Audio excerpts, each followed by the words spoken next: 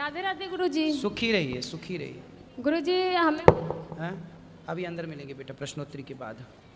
हाँ बोलो मैया। गुरुजी हमें मदद की जरूरत है, क्या आप कर देंगे?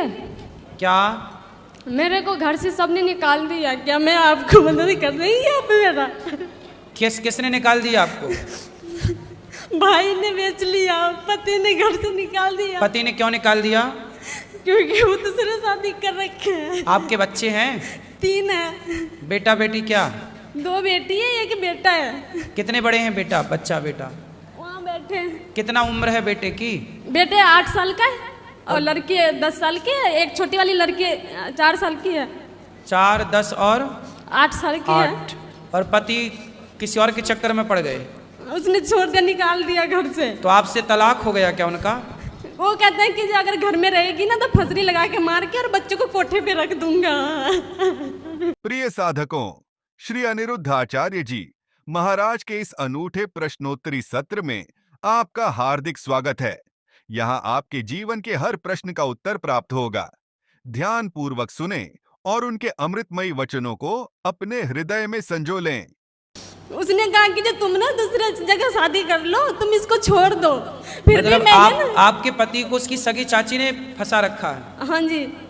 अच्छा, उस चाची के बच्चे और पति कहाँ हैं? सब है। तो उसके पति को नहीं पता?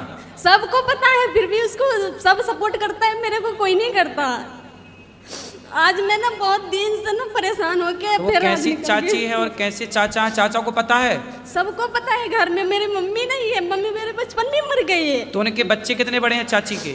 लड़की 20 साल की है। उनकी लड़की 20 साल की है। जी। और लड़का नहीं है? लड़का 18 साल का। तो उस लड़की को भी पता है? सबको घर में पता है गुरुजी।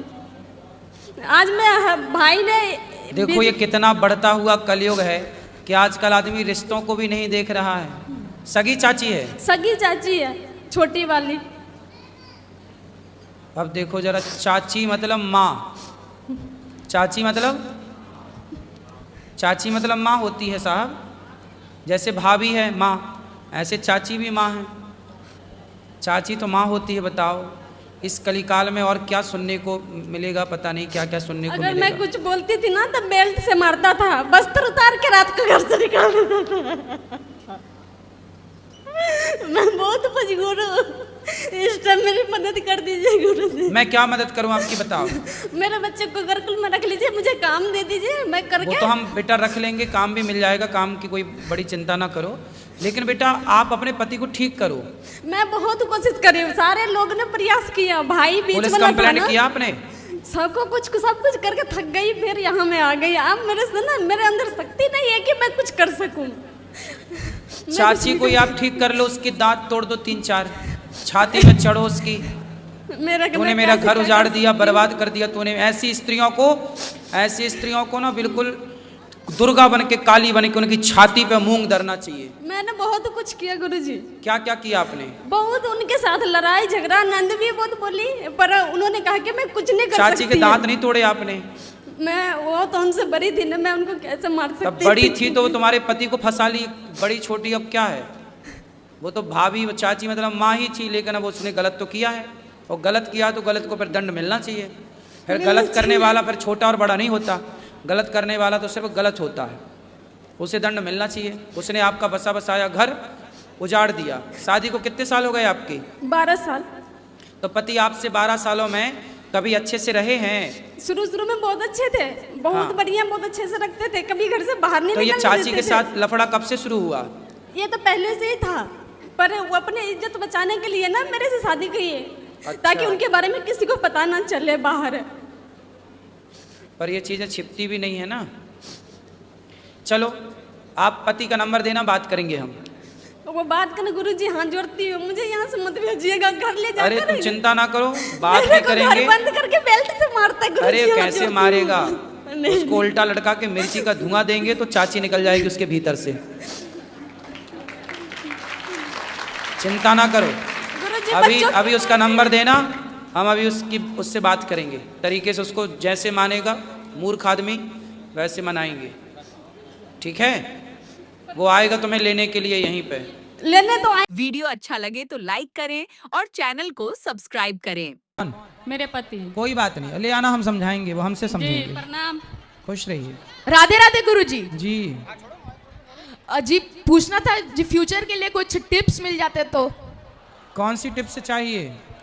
जी फ्यूचर के सक्सेस के लिए। कितनी उम्र है आपकी? जी 14 साल। 24 साल के हैं? जी 14। 14। जी। तो आपकी पढ़ाई अभी क्या चल रही है? जी क्या पढ़ते हो अभी? जी अभी क्लास 8 में है। 8 में, ठीक है।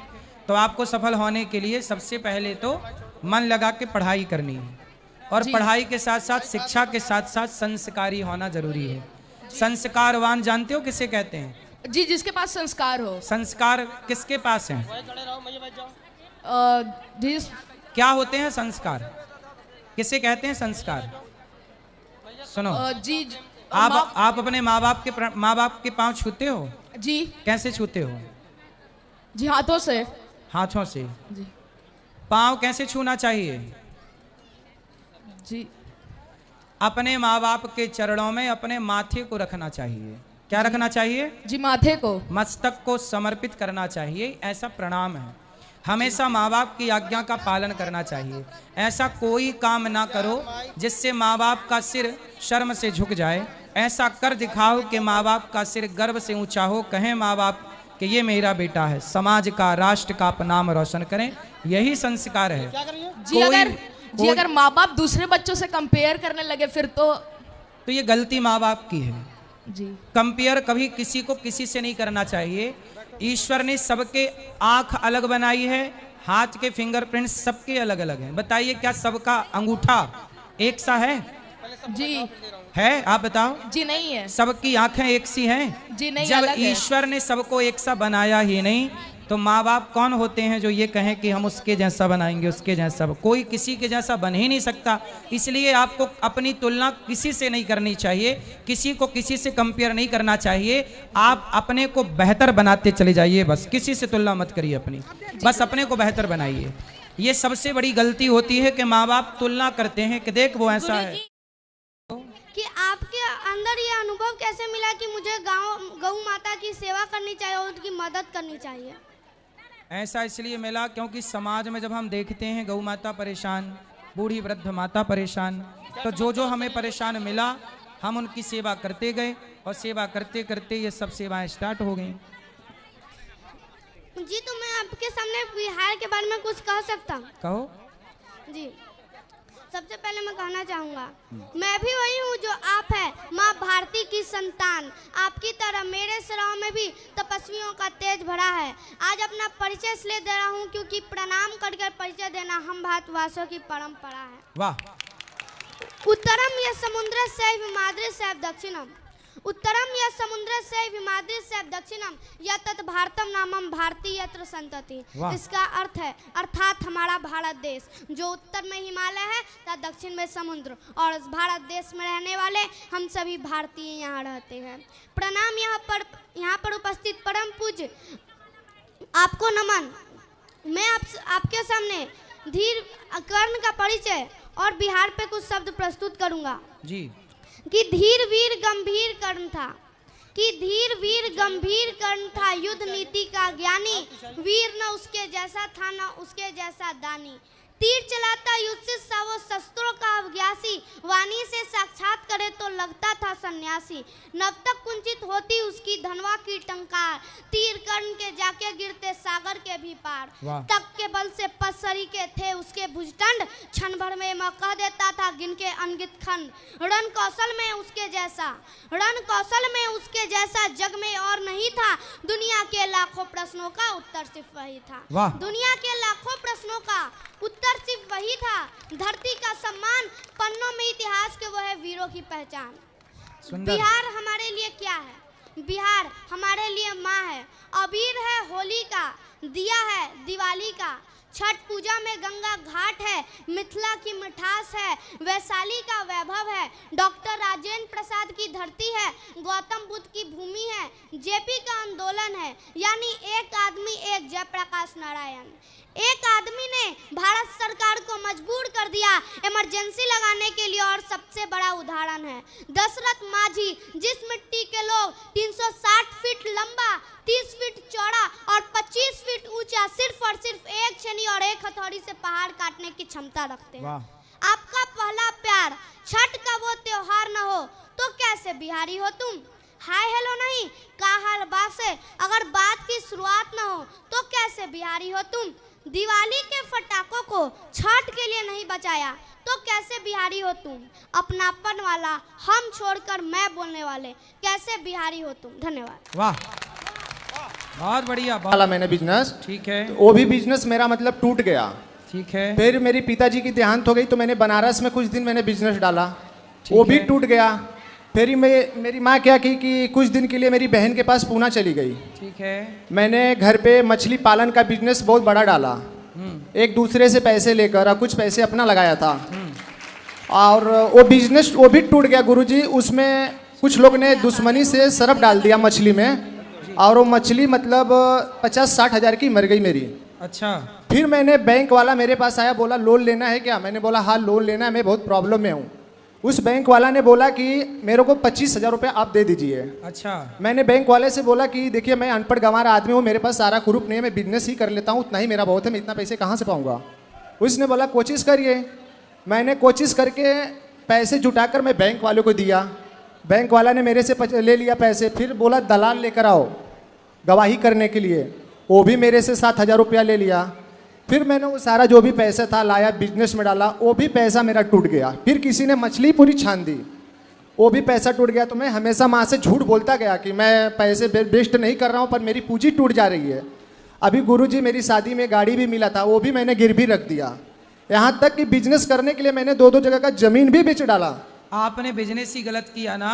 आपने मछली पालन क्या किया? वो तो मछली की जान लेने के लिए आपने काम किया जी। ये मछली पालन थोड़ी था, ये तो मछली की हत्या थी जी। तो किसी की हत्या करके जी आप थोड़ी सुखी रह सकते हैं बेटा? नहीं रह सकते। इसलिए मछली की हत्या का बिजनेस ना करो जी, क्योंकि आप पाल के किसी को दोगे तो वो तड़प तड़प के मर ही जाएगी ना। तो आप किसी की ये वाला बिजनेस ना करके ये मेरी और बढ़िया सोचो, सफलता कौन मिलेगी। सा बिजनेस करें गुरुजी कि मैं सफल हो जाऊं? और मैं जो एक कथा सुनता हूं लोग दान पुण्य करते हैं, मेरे मन में बहुत सा तकलीफ आता है कि मैं भी करूं। बिजनेस कोई भी बिजनेस छोटा नहीं है जी। सारे बिजनेस को मेहनत करके बड़ा बनाया जा सकता है। बहुत मेहनत करता हूं पर गुरुजी टूट जाता है, कौन से हिसाब से टूटता है मुझे खुद नहीं पता चलता। आप अभी पहला कर्जा वर्जा पे तो नहीं हो कि कर्जा पे है गुरुजी? 3 लाख रुपया है। मैंने ससुराल में 3 महीने था कर्जे के डर। सुनो, सबसे पहले आप सब्जी का काम शुरू करो जी। आप कम बजट से सब्जी का काम शुरू कर सकते हो जी। सब्जी बेच करके सब्जी का ठेला लगा के आप कुछ पैसे बचा सकते हो। पैसे बचा के उसे बिजनेस को बढ़ाओ, पैसे चुकाओ।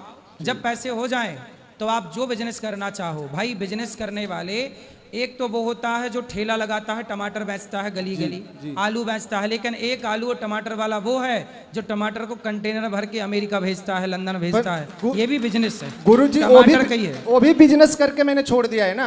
छोड़ दिया क्यों? फिर वो भी मेरा टूट जाता था। उसमें क्या होता था कि मछली सब्जी ज्यादा लाता था, थोड़ा लाता था तो बिक जाता था, तो 500-200 रुपया मिलता था। फिर क्या करता था 3 बजे रात को पूना में जाता था, गोल टिकरी मार्केट है, वहां से लाता था तो बेचता था। फिर घर पे बहुत पैसे की तंगी बहुत आ गई, मेरे सहारा देने वाला कोई नहीं, बस मेरे धीरे धीरे करके रे आदमी बड़ा होता है बेटा। धीरे धीरे रे मना धीरे से सब होए। तो थोड़ा थोड़ा बिजनेस, थोड़ा थोड़ा काम, बस आशीर्वाद दे दीजिए सब अच्छा होगा। चलो और इसका प्रश्न है। मेरी माँ बात करना चाहती है, थोड़ा इनसे बात कराओ। गुरुजी राधे राधे। हाँ जी मैया। हमारे का नाम है गुरुजी के लोग के हम लेकर के बहुत तकलीफ करा हूँ नैहर में। अब हो जाएगा ठीक, चिंता ना करो। ये दारू पीते हैं लोग। दारू पीता है? हाँ ये भी दारू पीते हैं। काहे दारू पीते हो? तब तो बर्बाद हो जाओगे। दारू पीते थे गुरुजी इसलिए कि जब भी मेरा पूंजी टूटता था और मेरे को बहुत टेंशन होता था कि इतना पैसे मैं लाया, मेरा सब लॉस हो रहा है। और कुछ लोग ऐसे मेरे को संगी साथी मिल गए थे, पुलिस वाले भी मेरे साथ मिल गए थे। फिर दारू पी लेते थे? हाँ वो खुद लाते थे और खुद मुझे बोलते थे कि चलो आज पार्टी करेंगे, तुम्हारे घर पे मछली है। तो उन लोग पुलिस वाले दारू और सब कुछ लाते थे। अच्छा वो दारू लाते थे, तुम अपनी मछली बना के उनको खवा देते थे? गुरुजी ये लोग ये हो गया बंटा ढार। पैसा जब इसके पास होता है गुरुजी तो इसके बहुत आदमी मिलते हैं, फिर भुलवा के ले जाते हैं। ये तो समझना इनको है कि पैसे। मैं बोलता हूँ आपने इनको एक गीत सुनाओ मैया। जो नून रोटी मिलता है अपने घर में खाओ, अपने परिवार के सुनो। देखो। आप ए छोरा, तुम एक गीत सुनो, तुम्हारे लिए गीत सुना रहे हैं। सुख के सब साथी, दुख में न कोई। सफल हो जाओगे तो 4 लोग आएंगे, असफल रहोगे तो कोई पूछने ना आएगा हाल। इसलिए आप सफल बनो और लोगों के दोस्तों के चक्कर में ना पड़ो। चलो मैया, आप प्रेम से बेटा अब ठीक हो जाएगा। बोलो क्या है, क्या कह रही हो मैया? गुरुजी इसका दारू छोड़ा दो, इसका झूठ बोलो छोड़ा दो। बड़ा अब ना पीना दारू है, मेरा लड़का मार के, बड़ा लड़का। अब दारू ना पीना और गलत काम नहीं। गुरुजी मेरा बड़ा लड़का मार के मेरा का मुंह फुला उला करके, जैसा बड़ा लड़का मिला वैसी पतो मिली है। अच्छा, मेरा आदमी मर गया है। आपका बड़ा लड़का आपको मारता है? हाँ मारता है। अभी बोलते हैं ये लोग बिगड़ जाते हैं कि नहीं कर जाएंगे, ऐसे करेंगे वैसे। हमारा आदमी मर गया गुरुजी, हम बहुत ठोकर करके लोग के जाए। मेरा दामाद बेटी नहीं रहता तो मेरे को पड़ता है, मेरे को दवाई कोई नहीं बात मिलता। नहीं, अब ये बेटा सेवा करेगा। सेवा करना गुरुजी, मैं सेवा इनको करता हूँ। जब बड़ा बेटा इनको मारता है तो मैं बोलता हूँ कि रोज वो तू आपको मारता है तो एक दिन मुझे इतना उसको मारने दो कि खुद सुधर जाएगा, दोबारा हाथ ही नहीं लगाएगा। तो ये मुझे मने करती हैं। आप पैसा कमाओ, अपने को सफल बनाओ, माँ की सेवा करो। चलो ठीक है हाँ, गुरु, बात करो। राधे गुरु। ये माइक थोड़ा नीचे करो, पास करो बस। हाँ भैया छोड़ दो आप। हाँ ये बताओ, घर में कौन है? हमारे घर में कोई नहीं है गुरुजी। बेटा? बेटा कुछ जन्म ही नहीं लिया। अच्छा, बेटी? बेटी भी नहीं।